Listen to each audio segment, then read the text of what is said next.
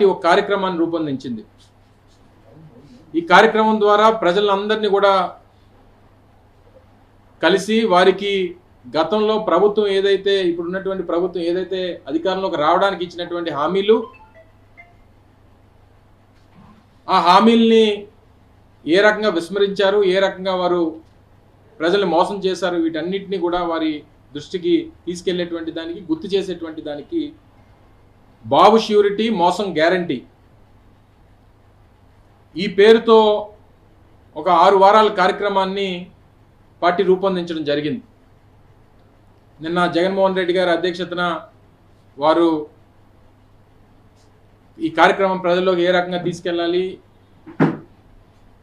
ఏ రకంగా ప్రజలకి వాటిని అన్నింటిని గుర్తు చేయాలి, ఏ రకంగా ప్రభుత్వం మీద ఒత్తిడి తీసుకురావాలన్నటువంటి ఉద్దేశంతో ఈ కార్యక్రమాన్ని రూపొందించడం జరిగింది.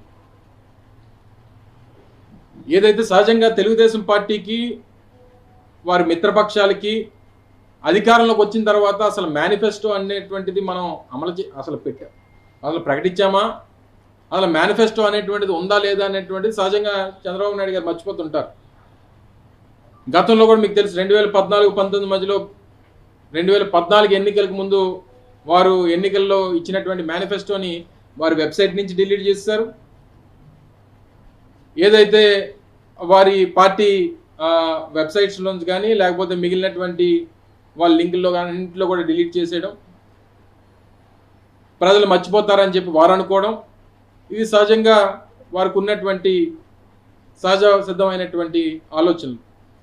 అందుకనే దాన్ని రీకాలింగ్ చంద్రబాబు నాయుడుస్ మేనిఫెస్టో అని చెప్పి, చంద్రబాబు నాయుడు గారి మేనిఫెస్టోను గుర్తు చేస్తూ అనేటువంటి స్లోగన్తో ఒక క్యూఆర్ కోడ్ని కూడా ప్రజల్లోకి తీసుకొని వెళ్ళి ఈ క్యూఆర్ కోడ్ ద్వారా స్కాన్ చేసి, ఎందుకంటే టెక్నాలజీ అని చెప్పి మాట్లాడేటువంటి చంద్రబాబు నాయుడు గారు, మరి మేము కూడా అదే టెక్నాలజీని యూజ్ చేసి ఈ క్యూఆర్ కోడ్ని స్కాన్ చేస్తే వారు 2019లో 2024 ఎన్నికల ముందు ఇచ్చినటువంటి మేనిఫెస్టోని ప్రజలందరూ కూడా డౌన్లోడ్ చేసుకోవచ్చు. తద్వారా వారు ఏ హామీలు ఇచ్చారు, ఏమి అమలు చేశారు ఈ సంవత్సర కాలంలో అనేటువంటిది కూడా మరొకసారి గుర్తు చేసేటువంటి దానికి ఈ కార్యక్రమాన్ని రూపొందించడం జరిగింది.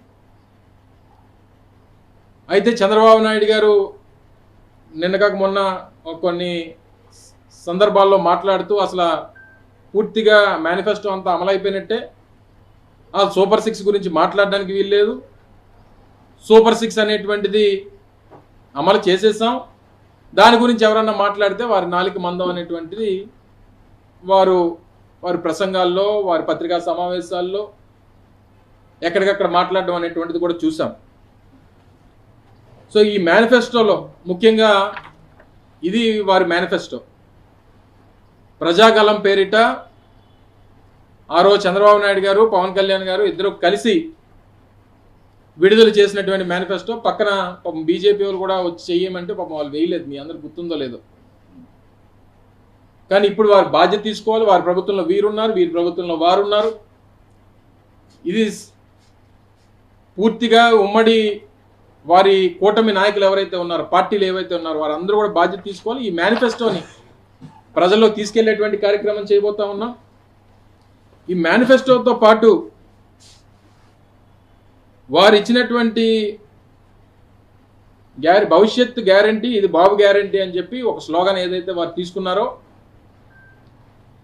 అందులో చంద్రబాబు నాయుడు గారి సంతకంతో ఉన్నటువంటిది ఒక 4 లైన్లు ఉన్నాయి. మీ అందరికీ, మీ ద్వారా ప్రజలకి మరొకసారి గుర్తు చేస్తూ వినిపించాలన్నటువంటి ఉద్దేశంతో, చంద్రబాబు నాయుడు అని నేను, మన రాష్ట్ర ప్రజలు నాపై ఉంచిన నమ్మకాన్ని నిలబెట్టుకుంటానని త్రికరణ శుద్ధితో ప్రమాణం చేస్తున్నాను. 2024లో టీడీపీ అధికారంలోకి వచ్చాక భవిష్యత్ గ్యారంటీలోని వాగ్దానాలను ఎటువంటి వివక్ష లేకుండా నిబంధనలు విధించకుండా, అంటే నో కండిషన్స్ అప్లై అనేటువంటి మాటే ఉండదు, అమలు చేయడంతో పాటు మన రాష్ట్ర అభివృద్ధికి పునరంకితం అవుతానని ప్రతిజ్ఞ చేస్తున్నాను. ఇది చంద్రబాబు నాయుడు గారు ప్రజలందరికీ, రాష్ట్రంలో ఉన్నటువంటి 5 కోట్ల మంది ప్రజలకి ఇచ్చినటువంటి గ్యారంటీ. ఏం చెప్పారు ఇందులో? ఎటువంటి వివక్ష లేకుండా, అంటే వివక్ష లేకపోవడం అంటే ఏ కులం అని కానీ, ఏ మతం అని కానీ, ఏ రాజకీయ పార్టీ అని కానీ చూడకుండా అందరికీ ఇవ్వడం, శాచురేషన్ పద్ధతిలో ఇవ్వడం అనేటువంటిది వివక్ష లేకుండా. మొన్న ఒక సమావేశంలో చంద్రబాబు నాయుడు గారు ఏం చెప్పారండి, అసలు వైఎస్ఆర్ కాంగ్రెస్ పార్టీ వాళ్ళకి ఎవరికి ఏ పని చేయడానికి వీల్లేదు, ఎవరికి ఏ పథకం ఇవ్వడానికి వీల్లేదు, ఎవరికి ఎవరికి సాయం చేయడానికి వీల్లేదని చెప్పి రాజ్యాంగబద్ధంగా ప్రమాణ స్వీకారం చేసి దైవసాక్షిగా ప్రమాణ స్వీకారం చేసినటువంటి ముఖ్యమంత్రి గారి నోటంటే వచ్చినటువంటి మాటలు. మరి వివక్ష లేకుండా అనేటువంటి మాటకి అర్థం ఏంటి? Conditions apply. సహజంగా ఎవరన్నా ఏదన్నా డిస్కౌంట్లు ఇచ్చినప్పుడు లేకపోతే ఏదైనా ఆఫర్లు పెట్టినప్పుడు సహజంగా కిందన కండిషన్స్ అప్లై చూసాం. మరి ఈయన మేనిఫెస్టో ఇచ్చినప్పుడు ఎక్కడ కండిషన్స్ అప్లై అయినటువంటిది, ఏ రకమైనటువంటి నిబంధనలు విధించకుండా అని చెప్పి ఇందులో రాశారు వారు. ఇప్పుడు ఏవైతే రొటీన్గా గతంలో మా ప్రభుత్వం ఉన్నప్పుడు జగన్మోహన్ రెడ్డి గారు ఏ సమావేశం ఉన్నా, అధికారులతో అయినటువంటి సమావేశం కానీ లేదా నాయకులతో అయినటువంటి సమావేశం కానీ, ముఖ్యమంత్రిగా ఏ సమావేశం నిర్వహించినా చెప్పేటువంటి ఒకే ఒక మాట ఆ రోజు, నాకు ఓటు వేయినటువంటి వారికి కూడా, వైఎస్ఆర్ కాంగ్రెస్ పార్టీకి ఓటు వేయినటువంటి వారికి కూడా వారికి అర్హత ఉంటే వారికి అన్ని పథకాలు అందాలనేటువంటి మాట ఆ రోజు ముఖ్యమంత్రిగా జగన్మోహన్ రెడ్డి గారు చెప్పినటువంటి సందర్భాలని అనేకం ఉన్నాయి. ఏ రోజు ఆ లైన్ దాటలేదు, ఏ రోజు ఎవరికి వివక్ష చూపించలేదు, మా పార్టీకి ఓటేయలేదని చెప్పి ఏ రోజు ఎవరికి అడ్డంకులు సృష్టించలేదు. కానీ ఇప్పుడు ముఖ్యమంత్రి గారికి మాత్రం వారికి వైఎస్ఆర్ కాంగ్రెస్ పార్టీ అని, వైఎస్ఆర్ కాంగ్రెస్ పార్టీ నాయకులన్నా కార్యకర్తలన్నా ఓటేసినటువంటి వారన్నా వారికి ఎవరికి ఏమి ఇవ్వడానికి వీల్లేదు అనేటువంటిది బహిరంగంగానే చెప్తున్నారు. ఆయన ఏ రకమైనటువంటి ప్రజలు కానీ, ప్రజలన్నా భయం లేదు, రాజ్యాంగం అన్న భయం లేదు, ఆయన చేసినటువంటి ప్రమాణ స్వీకారం దానికి విలువ లేదు, ఇంకా ఇచ్చినటువంటి గ్యారంటీకి అసలు వారంటీ లేదు. సో ఇప్పుడు ఈ విషయాలన్నింటినీ కూడా ప్రజల్లోకి తీసుకెళ్తాం, ఇవన్నీ వారికి గుర్తు చేస్తాం. ఇది ఆడబిడ్డ నిధి, తల్లికి వందనం, అన్నదాత, యువగలం, ఇవన్నీ ఏంటంటే ఎన్నికల్లో ఓటీపీలు పంపించి మీరు మాకు ఓటేస్తే మీకు ఇవన్నీ కూడా, మీ ఇంట్లో ఇద్దరు ఆడపిల్లలు ఉంటే లేకపోతే ఇద్దరు ఆడపిల్లలు లేకపోతే ఇద్దరు పిల్లలు ఉంటే మనిషికి 15,000 రూపాయలు చెప్పిన 30,000 వస్తుందని, తల్లికి వందనం కింద 15,000 ఇద్దరుంటే ఇద్దరికి, ఆడబిడ్డ నిధి కింద 1,500 రూపాయలు చెప్పిన సంవత్సరం ఏడాదికి ఎంత సాయం అంటే 18,000 అని, అన్నదాత కింద 20,000 రూపాయలు ఏడాదికని, యువగలం కింద నిరుద్యోగ భృతి నెలకు 3,000 రూపాయలు 36,000 రూపాయలు అని చెప్పి ఇందులో వారు మెన్షన్ చేసి ఎవరి ఫోన్లకి ఈ రాష్ట్రంలో ఉన్నటువంటి ఓటర్స్ ఎవరైతే ఉన్నారో వారందరికి కూడా మెసేజ్లు పంపించి మీకు సంవత్సరానికి ఎంత వస్తుంది, 5 సంవత్సరాలకి ఎంత వస్తుంది, ఇది చంద్రబాబు నాయుడు గారు షూరిటీ, ఇది మీ అందరికీ గ్యారంటీ అని చెప్పి చెప్పినటువంటి మాటలు. దీనికి గ్యారంటీ కార్డు కూడా ఉందండోయ్. ఇగో ఈ గ్యారంటీ కార్డు మనం ఏ కుక్కర్ కొనుక్కుంటేనో లేకపోతే ఫ్రిడ్జ్ కొనుక్కుంటేనో లేకపోతే ఏసీ కొంటే ఎలాగైతే ఈ వారంటీ గ్యారంటీ కార్డులు ఇస్తారో, చంద్రబాబు నాయుడు గారు ప్రభుత్వం వస్తే ఆయనకు ఓటేసి అధికారం ఇస్తే ఇది గ్యారంటీ కార్డు. ఇవి కూడా ఇచ్చారు ప్రజలకి. ఉదాహరణకి దీని మీద కూడా క్యూఆర్ కోడ్ ఉంది.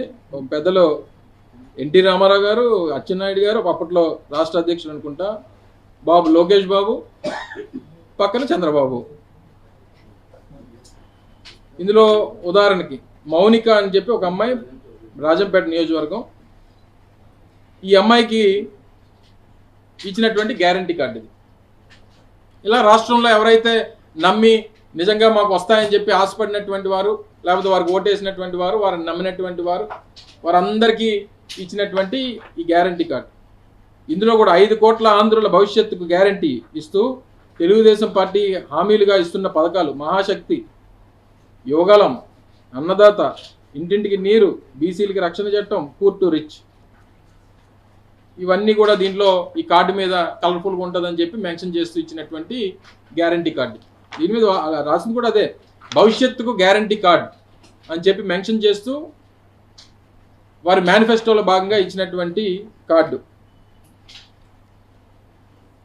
ఇవి పథకాలు ఇగో ఇది కూడా బాగుందండి.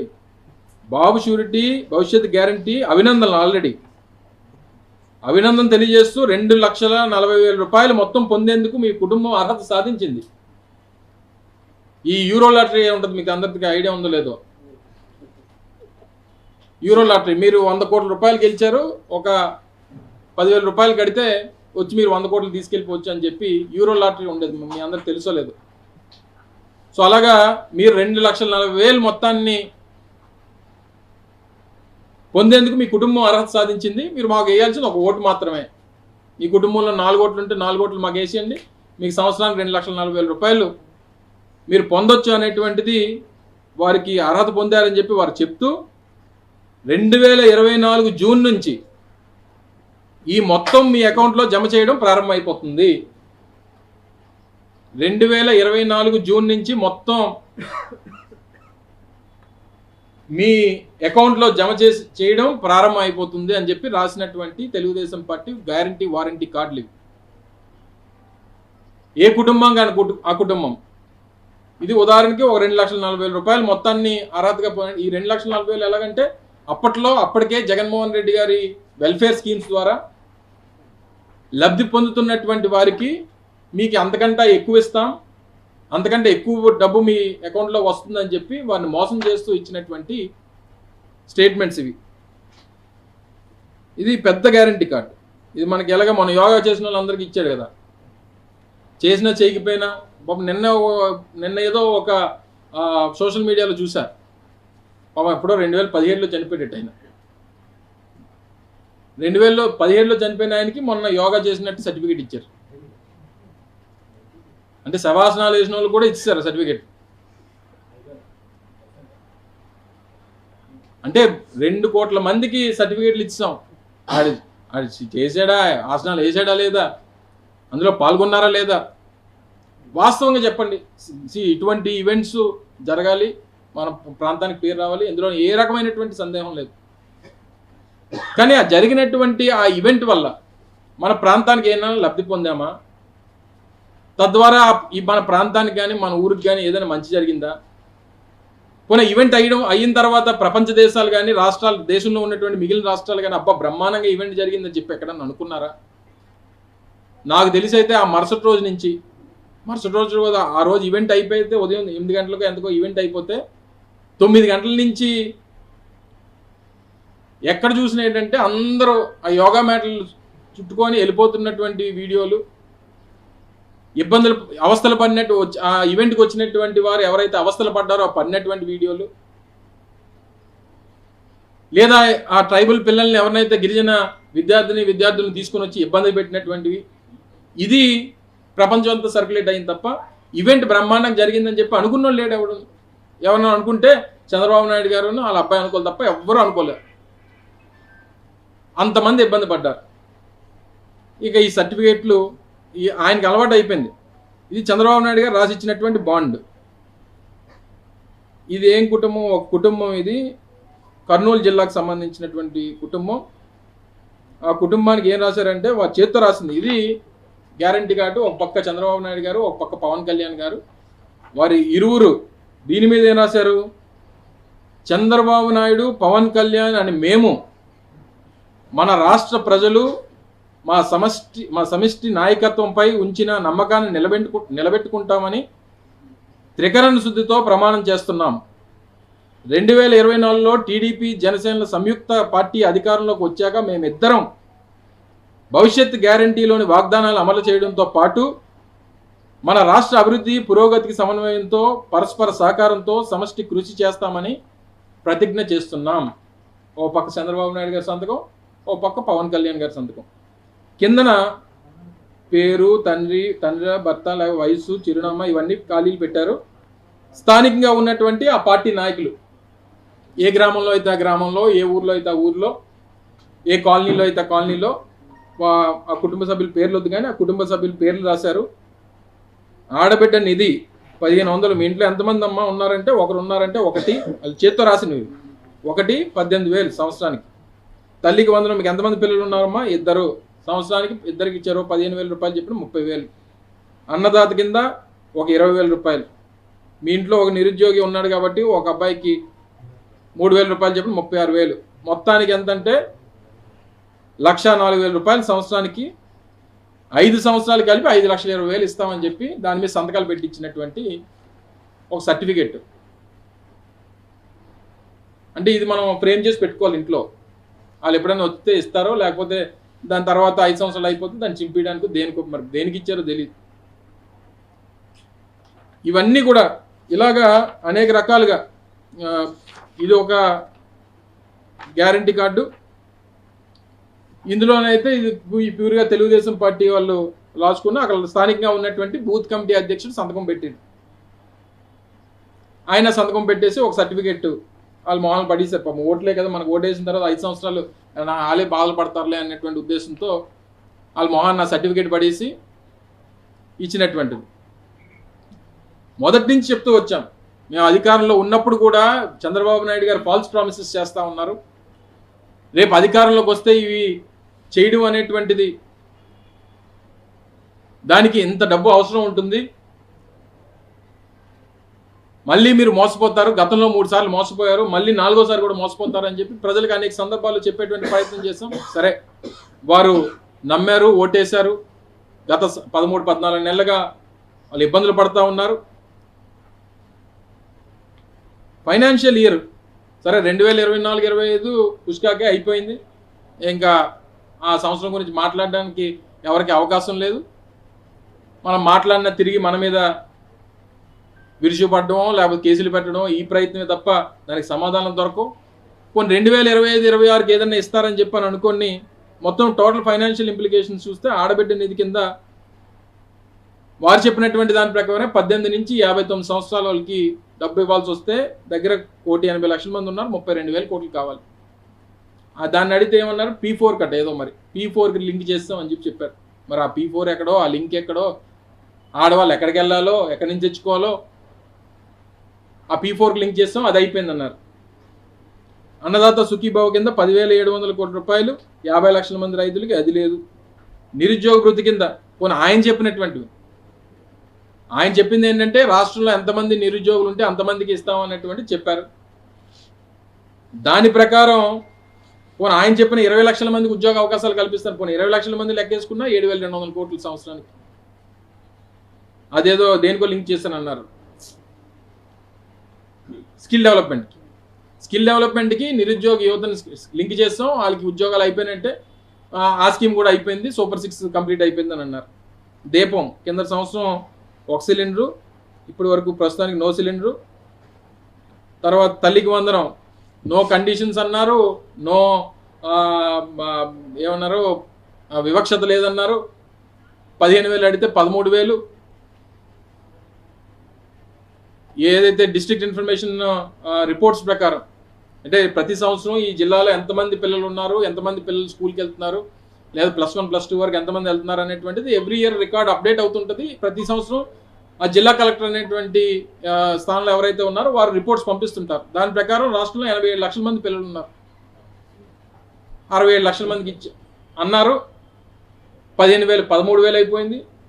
ప్రస్తుతానికి ఎంత విడుదలైందో, ఎంతమందికి వచ్చిందో అనేటువంటిది ఆ దేవుడికి ఎరుగు. ఫ్రీ బస్సు సంవత్సరం అయిపోయింది. మళ్ళీ ఏమో ఆగస్టు 15 అన్నారు. మరి ఏ ఆగస్టు 15 చెప్పలేదు, ఏ సంవత్సరం చెప్పలేదు. తీరా రేపు పొద్దున్న ఏదైనా అడిగితే రేపు ఏమంటాడు, పాపం ఆర్టీసీ కాంప్లెక్స్ నుంచి మదిలిపాలెం వరకు అన్నాడు అనుకోండి, ఎవడేం చేస్తాడు చెప్పండి. ఫ్రీ బస్సు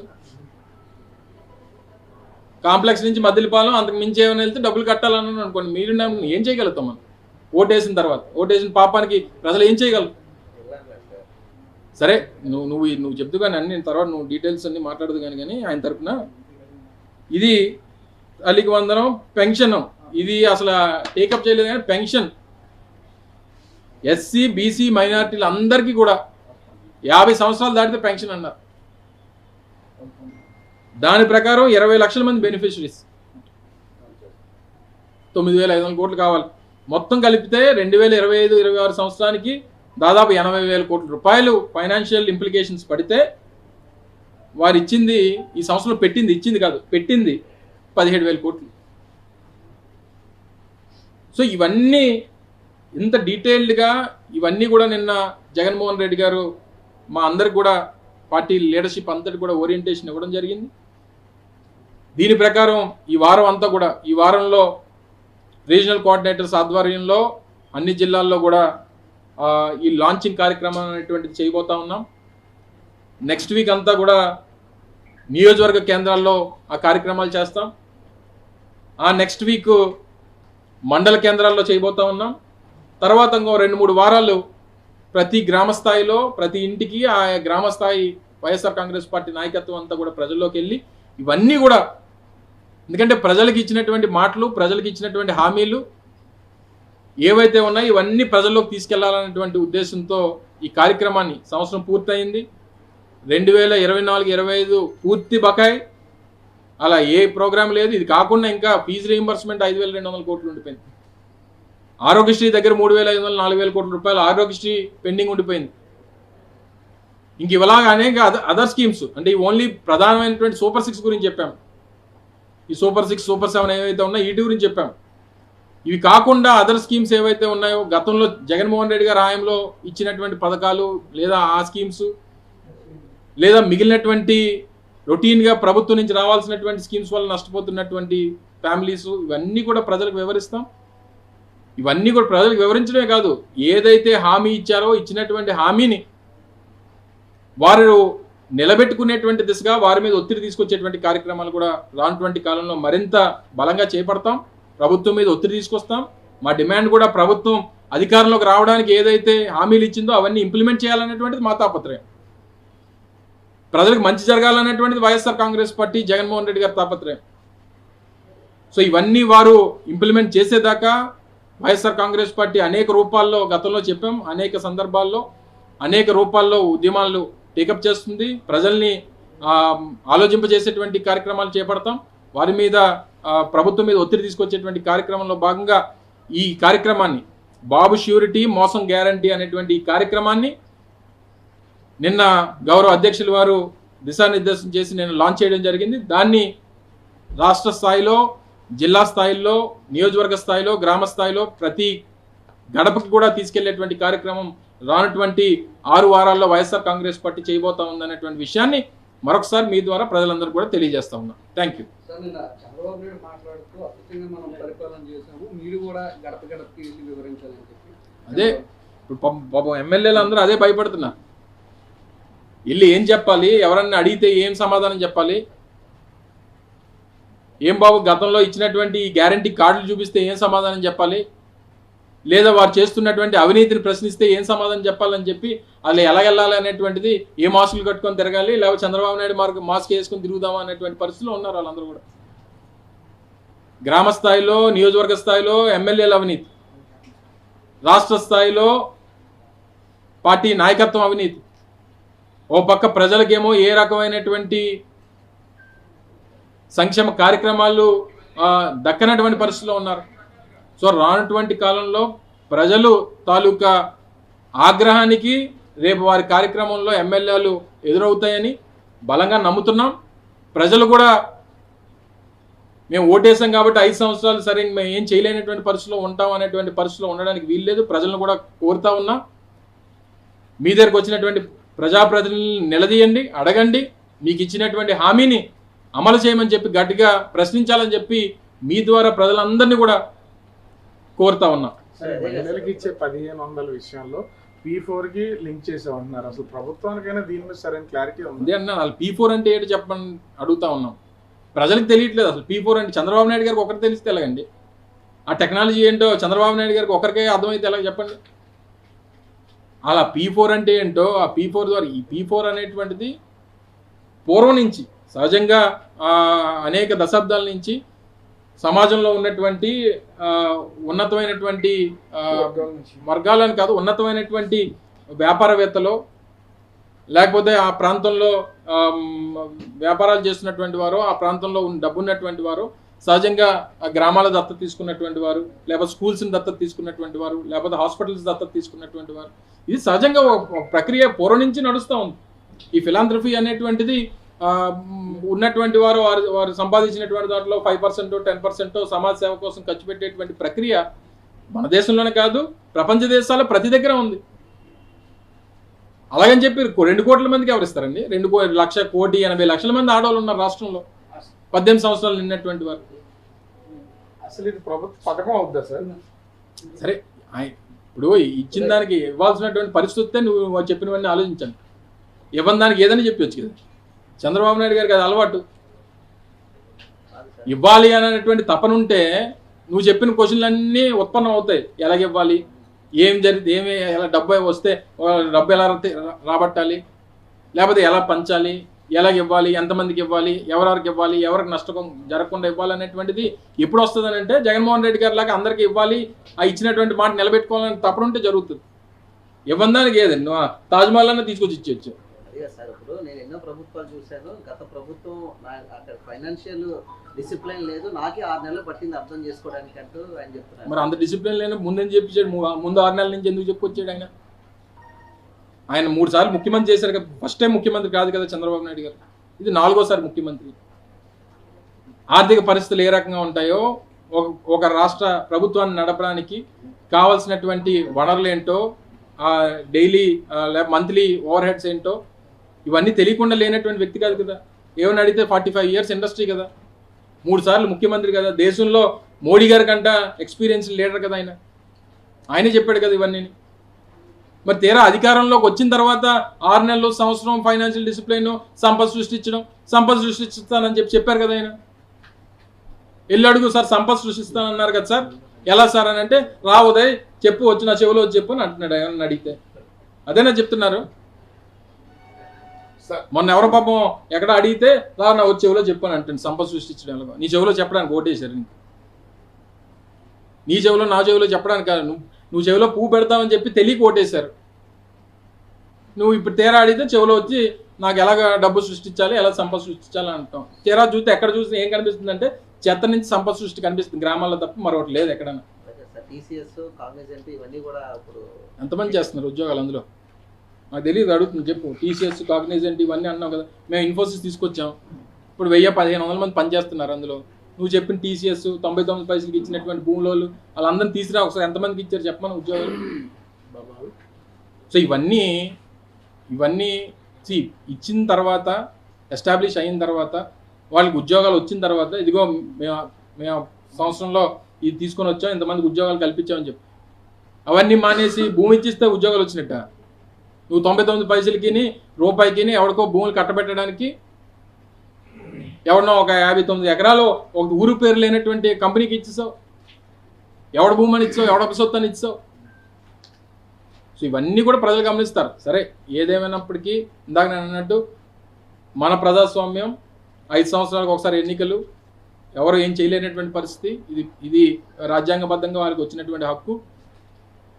ప్రతిపక్షంగా మా బాధ్యత ప్రభుత్వాన్ని నిలదీయాలి, ప్రజల్ని ఉత్తేజపరచాలి, ప్రజల్ని వారికి జరిగినటువంటి నష్టాన్ని తెలియజేయాలనేటువంటిది మా బాధ్యత. తెలియజేస్తూ ముందుకెళ్తాం. సార్, అధికారం లేదు కాబట్టి ఏమీ చేయలేకపోతున్నారు, లేకపోతే రాష్ట్ర అభివృద్ధే కాదు మొత్తం లా అండ్ ఆర్డర్ని కూడా సరి చేస్తాం అని చెప్పి ఎన్నో హామీలు చేసిన పవన్ కళ్యాణ్ 1 year పాలన మీరు ఏమంటారు? ఇప్పుడు మళ్ళీ కొత్తగా ఏం చెప్తాం? ఇప్పుడు ఆయనేమి నాకు తెలిసి ఇండివిజువల్గా ఆయనేమి ప్రభుత్వాన్ని లీడ్ చేసేటువంటి పరిస్థితుల్లోనో, లేకపోతే ఆయన డెసిషన్ తీసుకునేటువంటి పరిస్థితులు ఉన్నట్టుగా నాకైతే కనబడట్లేదు. నాకు తెలిసి ఇప్పుడు ఉన్నటువంటి సిస్టంలో ఫస్ట్ చంద్రబాబు నాయుడు గారు, ఈ సిస్టంలో కనబడుతుంది ఏంటంటే ఫస్ట్ చంద్రబాబు నాయుడు గారు, తర్వాత లోకేష్, తర్వాత పవన్ కళ్యాణ్ అనేటువంటిది నా తాలూకా రాజకీయ నాకు ఉన్నటువంటి అవగాహన మేరకు ఇప్పుడు రాష్ట్రంలో ఈ హైరార్కీ ఇలా ఉందనేటువంటిది నా అభిప్రాయం.